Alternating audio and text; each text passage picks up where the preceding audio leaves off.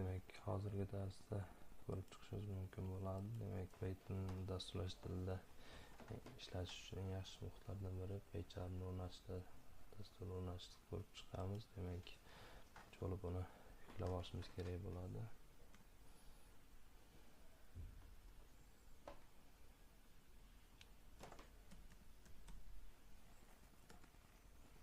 PyCharm bir ko'rishingiz mumkin. JetBrains tomonidan ishlab chiqarilgan PyCharm muhiti. Ustiga bosamiz. Ko'rishingiz mumkin. Menda o'sha ofitsialniy saytiga kirdik. O'sha yerdan biz kerakli bo'lgan PyCharm yuklab olishimiz kerak bo'ladi. Bu yerda juda ko'p ma'lumotlar ko'rsatilgan bu yerda.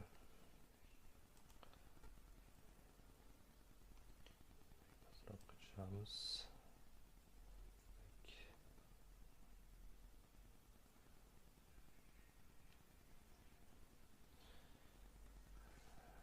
Mana bu yerda ko'rishingiz mumkin. Download orqali yuklash.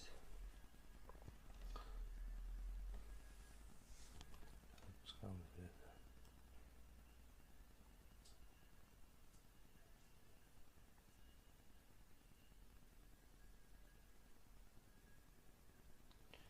Burada ko'rishingiz mumkin. Windows uchun ishlab chiqarilgan exe fayl turibdi va o'shani download ustiga bosamiz.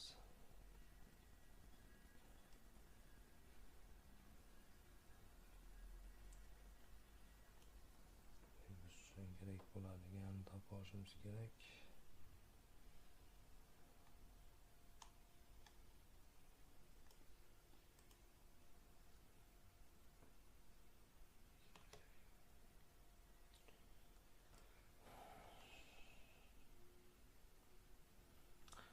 Demek bir de ikkita versiyasi ko'rsatilgan. Birinchisi bu qarashimiz mumkin PyCharm professional, ya'ni professional ishlatuvlar uchun bo'ladi bu.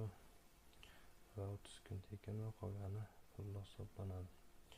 Demek pastda ko'rishingiz mumkin. Demek PyCharm Community Edition, ya'ni bu boshlang'ich dasturchilar o'rganish uchun kerak bo'ladigan exe fayl hisoblanadi. Demek bizlar uchun va free, ya'ni tekin hisoblanadi. O'shani bizlar yuklab olishimiz kerak.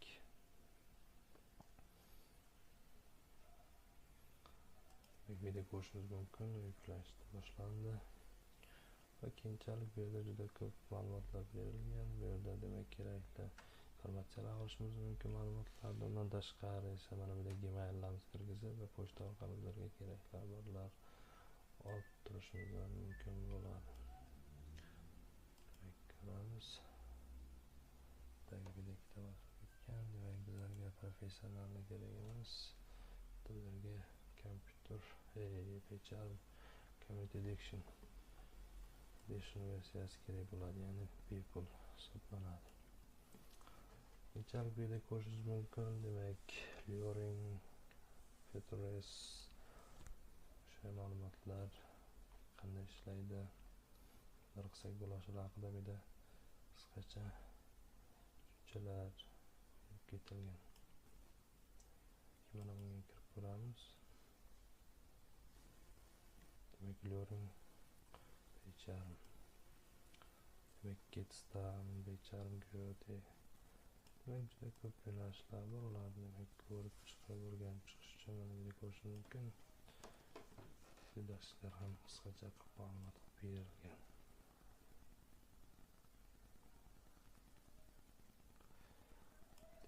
Ko'ramiz, yuklandi. Og'irlashib qoldi.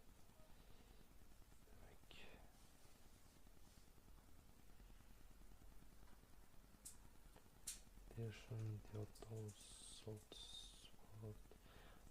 buni yuklab olganimizdan keyin o'rnatishni boshlaymiz.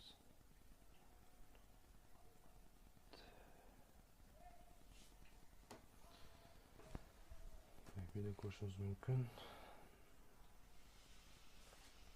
O'rnatish jarayonini. Разрешить это предложение выносит, изменить ваше устройство. Данный босамыз. Demek, işimiz için bir de chiqadi. Biza next tugmasi demak davom etishni bosishimiz kerak bo'ladi va mana bu yerda siz qayerga o'rnatish kerakligi ko'rsatilyapti. Yana davom etamiz. Next. Mana bu yerda ko'rishimiz mumkin. Demak kerakli tichkalar belgilasak o'sha fayllar bo'lishi mumkin bo'ladi. Masalan, qanaqa fayllarda o'qish kerakligi yoki qanaqa nimalarda chiqish kerakliklari hozircha bizlarga kerak bo'ladi. Page community edition va .p fayllari kerak bo'ladi. O'sha kerakli bo'lgan xohlasangiz, demak siz hammasini belgilashingiz ham mumkin. Next tugmasini bosamiz. Finish va endi kutib turamiz. Jarayon yakunlangunga qadar, demak o'rnatilib bo'lgunga qadar qarab turamiz.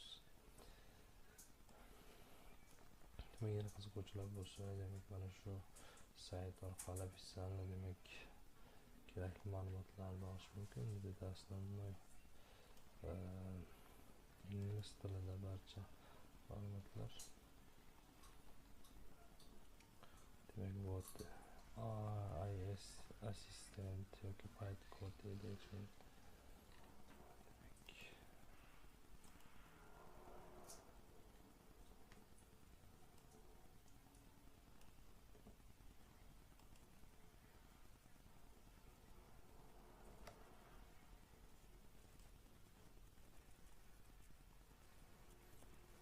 Qo'shimiz mumkin. Undan tashqari pechlarning tashqari ham demak ko'p dasturlari bor. Bu yerda saytda ko'rib qarab chiqishingiz mumkin. Data grip, temsite, yotrack, select ideal degan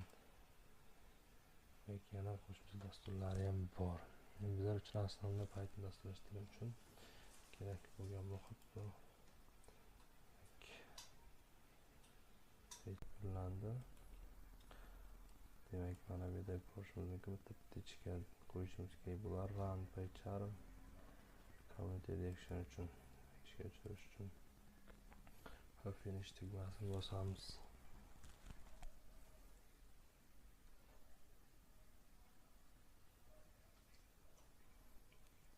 Turamiz. Demak, jarayon yakunlangunga qadar. Tak.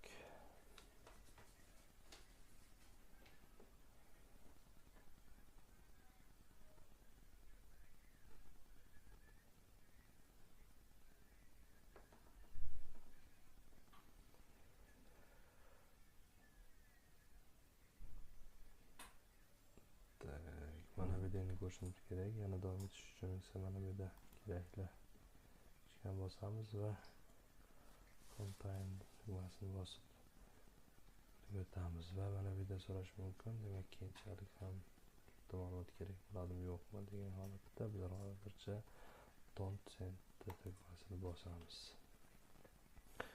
va keyinchalik ko'rishimiz mumkin bo'ladi. Sizlar uchun kerakli bo'lgan yarlik chiqdi.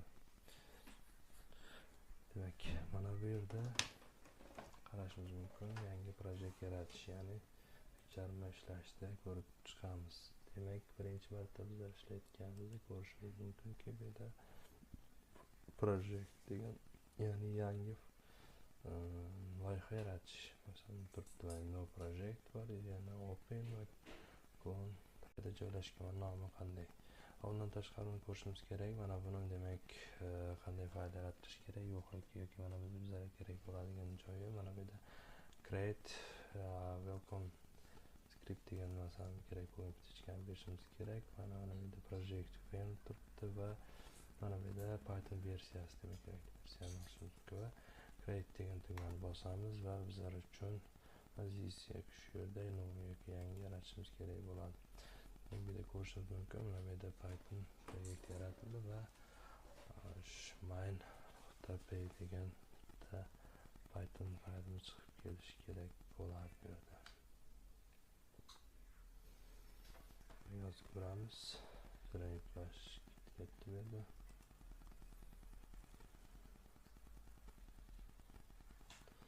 Mana shunday main.py degan bitta Python fayli yaratildi. Demak, bu yerda ko'rishingiz mumkin. Reshetka bilan yozganimizda barcha so'zlar, shu qatordagi barcha so'zlar kommentariy hisoblanadi. Mana bu yerda bitta paychalarga yozilgan. Masalan, def degan kal so'z yordamida funksiya yaratishimiz kerak bo'ladi. Masalan, print pastgacha hey name nomini chiqarishimiz kerak bo'lgan bitta dastur tuzilgan. Masalan, bu yerda aytilyapti print if hey mana bu yerda name joyida ism chiqishi kerak bo'ladi va if dan foydalanib if name dan foydalanyapti va main nuqta birga tenglik holatda demak print pastgacha heyda demak paycharmda degan so'zda ishlatilyapti. Va bu yerda ko'rishingiz mumkin, mana bu name joyida o'sha paycharm so'zi kelib chiqishi kerak bo'ladi. Ya'ni ishlatib ko'ramiz. Natijani chiqqan ko'rib chiqishimiz kerak bo'ladi. Mana bu yerda ko'ryapmizki, hey demak virgul paycharm so'zi kelib chiqdi. Demak, bu qisqacha paycharmni o'rnatish jarayoni va paycharmda Pythonni ishlash jarayonini ko'rib chiqdik. Demak, bu darsimiz qisqacha shu haqida